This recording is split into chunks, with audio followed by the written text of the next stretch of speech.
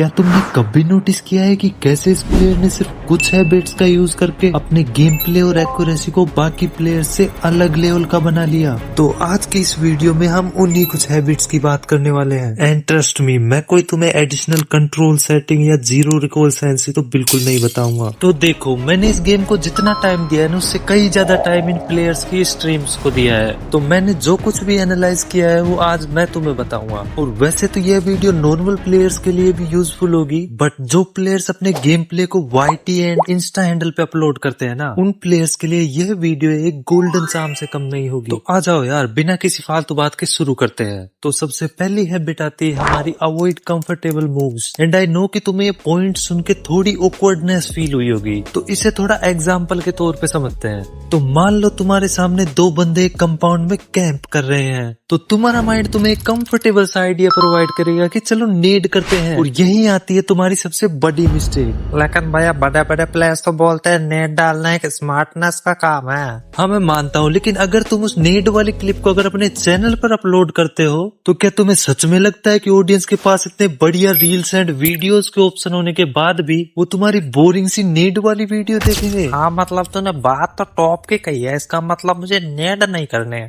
अरे यार, ये नेड वाली चीज मैंने सिर्फ एग्जाम्पल के लिए बताई थी, और मेरा मेन मोटिव यह बताने का था कि तुम अपने गेम स्टाइल में high risk moves and decisions add करो। अरे यार मेरे समझ में कम आती है, थोड़ी एग्जांपल देना। एग्जाम्पल के लिए जैसे क्लोज में नो स्कोप स्नाइपर मारना एंड क्रॉस बो का यूज करना। एंड सबसे इजी एग्जाम्पल, किसी भी क्लच को मिनिमम टाइम में करना, क्योंकि आज की ऑडियंस को 1 से 1.5 मिनट में किया हुआ क्लच बिल्कुल भी पसंद नहीं आता।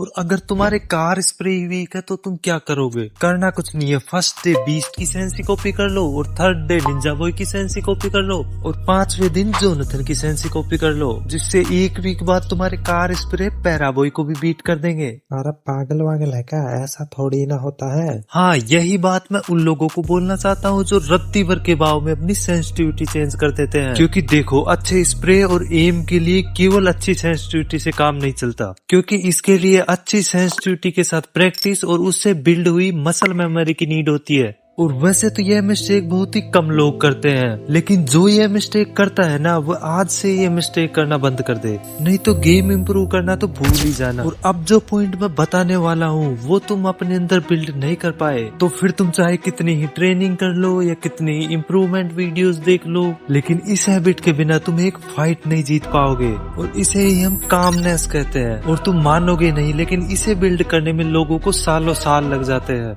और इसे बिल्ड करने का सबसे इजीएस्ट वे है हार्ड लॉबीज में प्रैक्टिस करना, जैसे कि अल्टीमेट रॉयल, कॉन्करर लॉबीज। और अब बात कर लेते हैं उस बोनस पॉइंट की, जिसको अगर गेम प्ले डालने वाले न्यू क्रिएटर्स ने यूज कर लिया ना, तो उनकी ग्रोथ बाकी क्रिएटर्स के कंपैरिजन में ज्यादा होने वाली है। तो देखो, इस इम्पोर्टेंट पॉइंट को हम एक लाइन में बोलते हैं decide your unique game style. तो देखो, जैसे गेम प्ले इन तीनों ही प्लेयर्स का टॉप नॉच है, बट फिर भी ऑडियंस इन्हें डिफरेंट यूनिक स्टाइल से पहचानती है। तो ऐसे ही तुम भी एक अलग यूनिक स्टाइल चूज करो, जिससे ऑडियंस तुम्हारे वीडियोस को बाकी क्रिएटर्स के मुकाबले ज्यादा अच्छे से रिकॉग्नाइज कर पाएगी। और अगर लोग तुम्हारी वीडियोस को रिकॉग्नाइज कर पा रहे हैं ना, तो फिर तो तुम्हारी बल्ले बल्ले होने वाली है। क्योंकि लोग किसी चीज को रिकॉग्नाइज तभी करते हैं जब उन्हें कुछ डिफरेंट और अच्छा मिलता है। और अगर लोगों को तुम्हारी वीडियोस अच्छी लग रही है, तो फिर तो तुम्हारे लाइक एंड सब्सक्राइबर्स की भी कोई कमी नहीं होगी। एंड आई होप तुम्हें यह बात समझ आई होगी। बाकी तो यही था आज की वीडियो में, और फिर मिलेंगे किसी नई वीडियो के साथ। तो सी यू सून दोस्तों।